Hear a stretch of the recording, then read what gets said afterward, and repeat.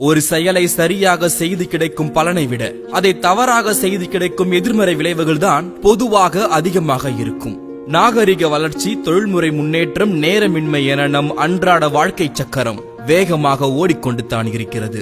இந்த வேகமான வாழ்க்கை பயணத்தில் தெரிந்தோ தெரியாமலோ, அறிந்தோ அறியாமலோ நாம் செய்யும் சில தவறுகளால், சில சோம்பலான செயல்களால் பல பின் விளைவுகளை வேகமாக சந்திக்க நேருகிறது. தமிழனின் ஒவ்வொரு வேலைக்கும் செயலுக்கும் பின் இருக்கின்ற அறிவியலையும் மருத்துவத்தையும் பல பதிவுகளில் சொல்லிக் கொண்டு தான் இருக்கின்றோம். இந்த நாகரீக வாழ்க்கை பயணத்தில் ஒரு சில செயல்களை ஒரு சில கண்டுபிடிப்புகளால் சுலபமாக்கி தினமும் அதை செய்து கொண்டு தான் இருக்கிறோம். ஆனால் அந்த செயல்களை சரியான முறையில் செய்கிறோமா என்றால் அதுதான் இல்லை.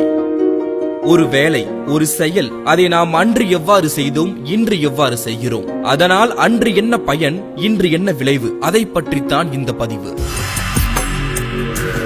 கழிவறையை எப்படி பயன்படுத்துவது? பூமியில் மனிதன் உருவாகி அவனின் நாகரிக வளர்ச்சியில் பழக்க வழக்கங்கள், தங்கும் இடம், ஆடை, உணவு, புதுவகை சமையல் என்று எல்லாம் மாறினாலும் அவன் பயன்படுத்துகின்ற கழிவறையில் மட்டும் மாற்றம் கொண்டு வராமல் இருந்தான் இந்தியன். வயிற்று உறுப்புகளுக்கு பல நன்மைகளை தரக்கூடிய சசாங்கசனா யோகாவை 90 டிகிரி சுழற்சி பார்த்தால் அது இந்திய கழிவறையில் உட்காரும் தோரணையில்தான் பெரும்பாலும் இருக்கும். அவ்வளவு ஏன், கருவறையில் குழந்தை உருவாகி அது விளையாடும் தோரணை வரை கழிவறையை பயன்படுத்தும் தோரணையில் தான் இருக்கும். கடந்த பல வருடங்களாக குறிப்பாக மேற்கத்திய நாடுகளில் குடல் தொடர்பான நோய்கள், மூல நோய், குடல் அழற்சி, மலச்சிக்கல், எரிச்சல் கொண்ட குடல் நோய்க்குறி, பெருங்குடல் புற்றுநோய் என பல நோய்கள் அதிகரித்துக் கொண்டே இருந்தது.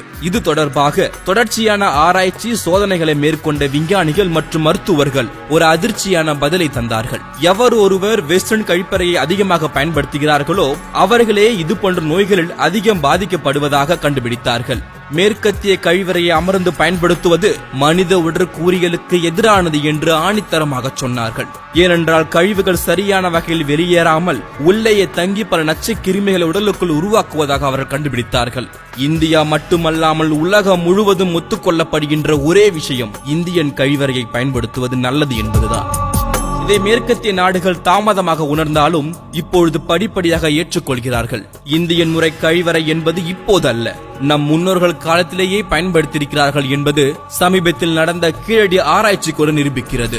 ஆடம்பரத்திற்காகவும் வசதிக்காகவும் வெஸ்டர்ன் கழிப்பறையை பயன்படுத்தாமல் இருக்க முடியவில்லை என்று சொல்பவர்களுக்கு ஒரு சிறிய ஐடியாவை தருகிறோம். வெஸ்டர்ன் கழிவறையை பயன்படுத்தும் போது காலுக்கு கீழே ஒரு சிறிய டேபிளை, ஒரு குட்டி ஸ்டூலை வைத்துக் கொள்ளுங்கள். அது மேல் உங்கள் 2 காலையும் தூக்கி வைத்துக் கொண்டு உங்கள் கழிவறையை பயன்படுத்துங்கள்.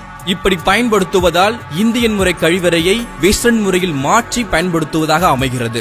இதனால் கழிவுகள் சரியான வகையில் எங்கும் தடைபடாமல் வெளிப்படுகிறது. இருப்பினும் உங்களுடைய புது வீடுகளில் இனியாவது இந்தியன் கழிவறையை கட்டத் துவங்குங்கள். அடுத்து, நம் அன்றாட வாழ்வில் அத்தியாவசியமான ஒன்று தான் பல்லு விளக்குதல்.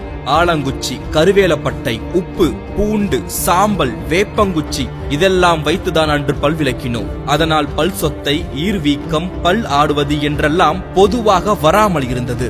அப்படியே வந்தாலும் ஒரு 50-60 வயதிற்கு மேற்பட்டவர்களுக்கு மட்டுமே வந்தது.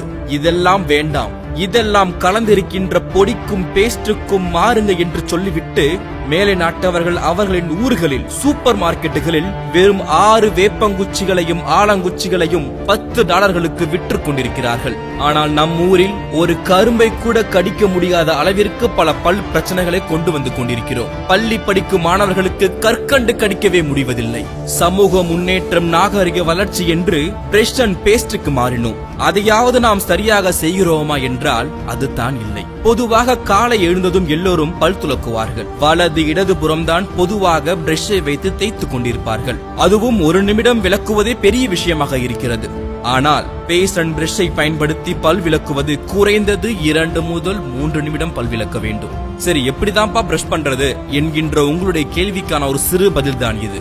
பல் துலக்கியின் குச்சிகள் 45 டிகிரி கோணத்தில் ஈறுகளின் மேல் சாய்த்து பிடித்து ஒவ்வொரு முறையும் 3 பற்களின் மேல் முன்னும் பின்னும் நகர்த்தி சிறிய அதிர்வுடன் கூடிய சுழற்சி முறையில் பற்களை தேய்க்க வேண்டும். கடைவாய் பற்களில் துவக்கி முன்பற்கள் வரை 3 பற்களாக படிப்படியாக முன்னேறி விளக்க வேண்டும். மேல் தாடையின் வலது இடது உள்வெளி பக்கங்களிலும் அதேபோல் கீழ்த்தாடையிலும் வலது இடது உள்வெளி பக்கங்களிலும் தேய்க்க வேண்டும். இச்சுழற்சியினை சுமார் 15 முதல் 20 முறைகள் ஒவ்வொரு இடத்திலும் மேற்கொள்ள வேண்டும். முன்பற்களுக்கு மட்டும் உங்கள் பிரஷை செங்குத்தாக பிடித்து 45 டிகிரி கோணத்திலும் மேலும் கீழுமாக நகர்த்தி உள்ளும் வெளியுமாக தேய்த்து விட வேண்டும். உங்கள் பற்களைத்தான் செம்மையாக தேய்த்து முடித்தாயிற்றே என்று முடித்து விடாமல் மறவாது நமது நாக்கின் புற பகுதிகளில் பல் துலக்கியால் முன்னும் பின்னும் அசைத்து நகர்த்தி தேய்த்தால் வாய் துர்நாற்றம் வீச காரணமான கிருமிகளை அகற்றிவிட முடியும். மறவாமல் 3 மாதத்திற்கு ஒரு முறை உங்கள் பிரஷை நீங்கள் மாற்ற வேண்டும்.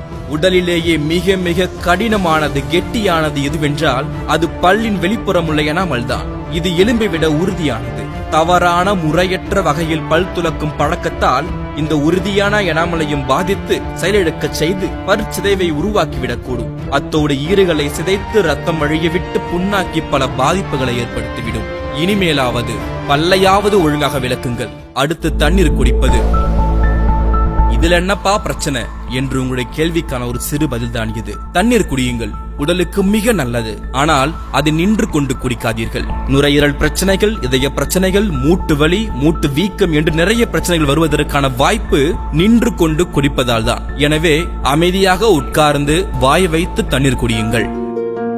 இவ்வாறு சிறிய சிறிய வேலைகளை, சிறிய சிறிய செயல்களை அதை சரியான முறையில் பயன்படுத்தினால் என்றுமே ஆரோக்கியமாக இருக்கலாம். நாகரீகங்கள் மனிதனை மேம்படுத்தவும் உயர்த்தவும் தான் இருக்க வேண்டுமே தவிர மனிதர்களுக்கு தீங்கை விளைவிக்க கூடியதாக இருக்கக்கூடாது. ஆரோக்கியமான மாற்றம்தான் உண்மையான நாகரீகம். ஆரோக்கியமாய் வாழ கற்றுக்கொள்வோம். அதுவே நமது நாகரீகம். என்றும் உங்கள் ஆரோக்கியத்தை விரும்பும் எக்ஸல் குரூப் ஆஃப் கம்பெனிஸ். ஆரோக்கியத்தின் ஆரம்பம்.